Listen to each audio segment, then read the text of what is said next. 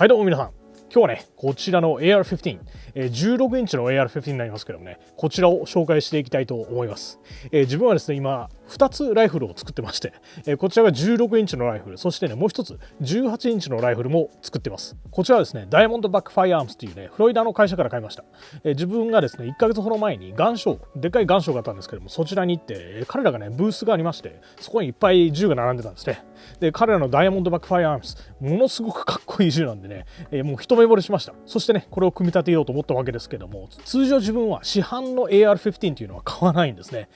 パーツをバラバラに買いまして、自分の好きなパーツを自分の好きなように組み立ててるわけですけども、で今回のダイヤモンドバックファイアームスも、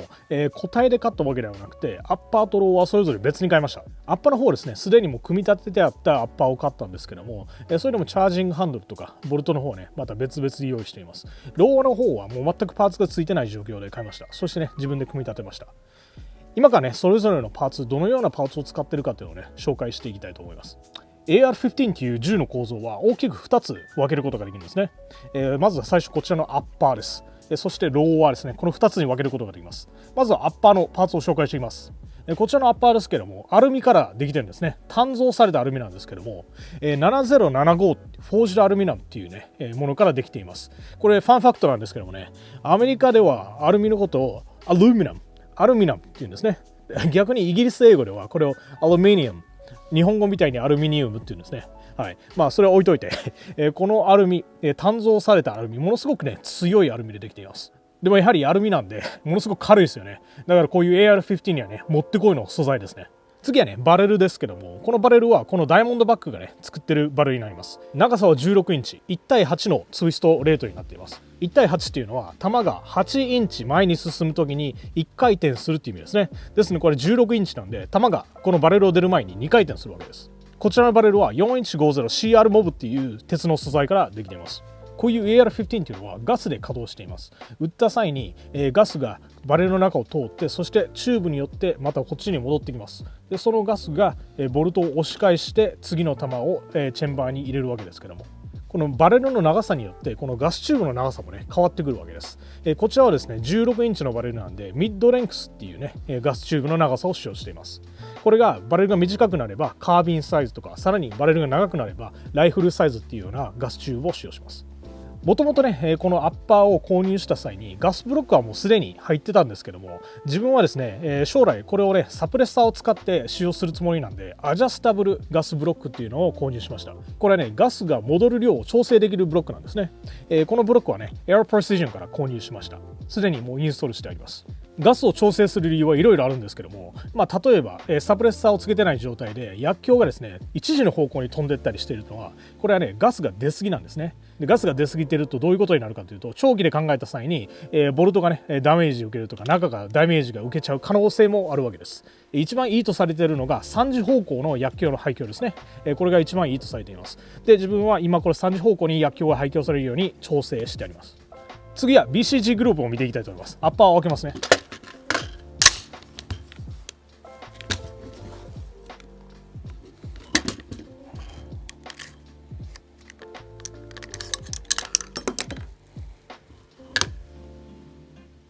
今回使用している BCG ですけどもね、こちらボルトキャリアグループ Air Precision から出ています。これはね、フルオートレートって言って、フルオートでも使えるボルトキャリアグループを使用しています。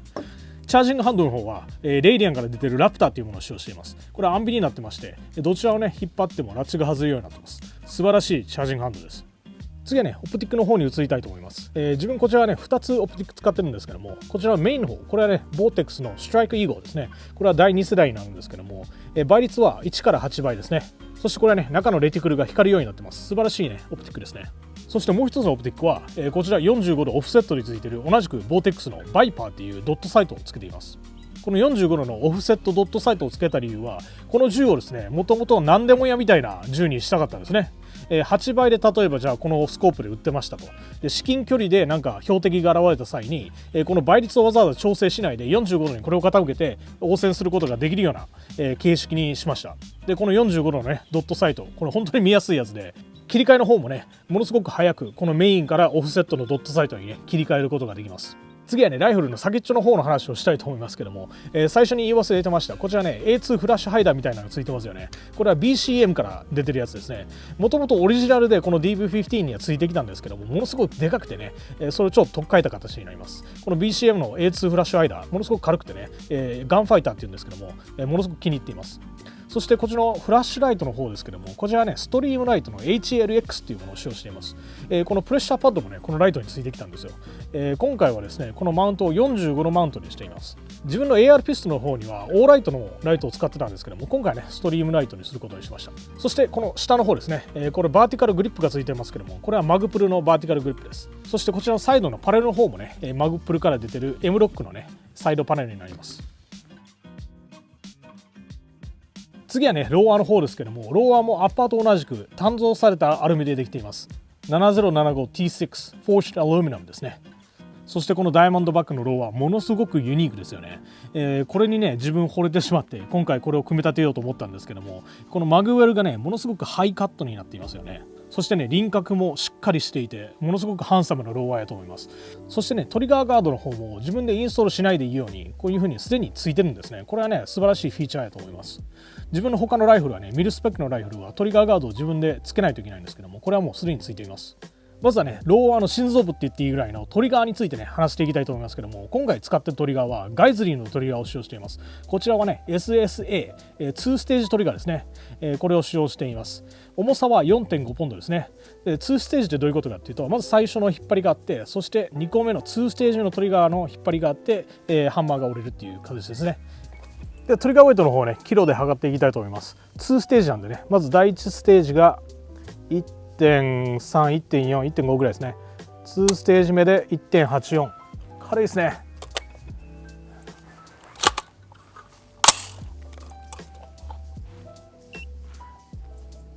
もう一回いきます。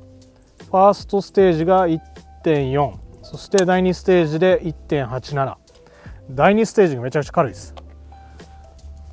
セーフティーですけども、自分はねこのレイディアンっていうね会社のものを使っています。このレイディアンはこのチャージングハンドと同じ会社なんですけども、自分のこの AR15 系は全てレイディアンのセレクターを使用しています。これはね何がいいかというと、まずアンビですよね。そして90度45度どちらも選べるんで、自分はね45度のセレクターを使用しています。グリップはですねマグプルのピストルグリップを使用しています。このグリップはねもうちょっと中に入ってる感じですね。ライフルグリップはもうちょっと外側に出てる感じですけども、そしてストックの方はねマグプルの SL-S っていうのを使用しています。このストックね結構でかくて、このほっぺたのチークレストがね太ってますよねこれが好きでねわざわざこれを買ったんですけども、素晴らしいストックです。自分は大好きですね。そして忘れてはいけないのがこちらのスリングですね。ライフルっていうのはねスリングがものすごく重要になってきます。自分はですねこちら2ポイントのスリングにしていますけども、まあスリングによってね1ポイント2ポイントって分かれてきますけども、自分は2ポイントで使用しています。ざっとねパーツの方を説明していきましたけども、いかがでした？これからね実際に売っていきましょう。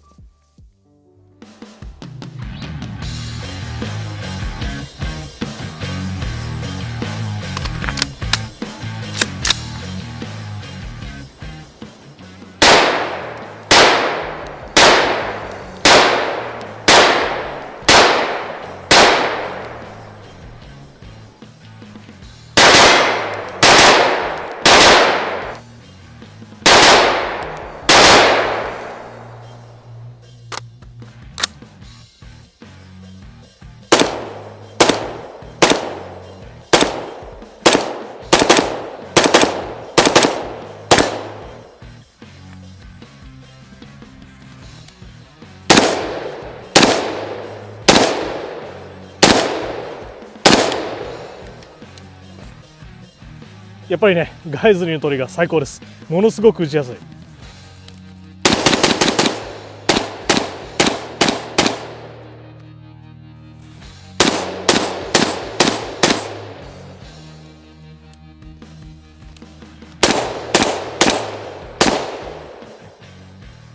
今100ヤードに鉄板を置いてるんで、今から100ヤード打っていきたいと思います。よいしょ。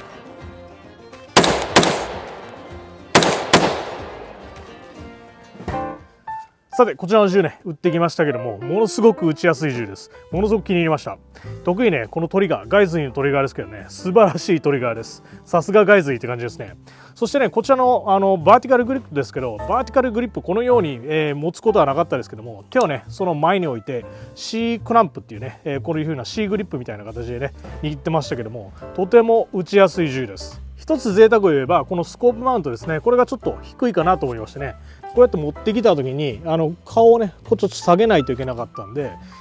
このスコープマウントの高さをねもうちょっと上げれれば、もうさっとスコープが見れるようになるんじゃないかなと思います。これはねまた後ほど変えれることなんでね、今そんな気にしてないですけども。そしてねこちらの45のオフセットのレッドドットもねものすごく見やすかったです。このスコープからね45のオフセットへの移行もねものすごくしやすかったんで、これはねまた練習を重ねていけばもっとスムーズに移行できると思います。全体的にねこの銃ものすごく撃ちやすい銃だと思いました。もう一つ今自分が作ってる銃はね18インチなんで、これよりさらに長いんです。2インチぐらい長いんです。それはもうほんまにね長距離用にね、作ってる銃なんですけども、こちらの銃はね本当にねスミスアーミーナイフみたいにもう何でもやみたいなね銃になってると思います。質問等ございましたらコメントに残してください。コメントくださる方大好きです。ということでね今週もありがとうございました。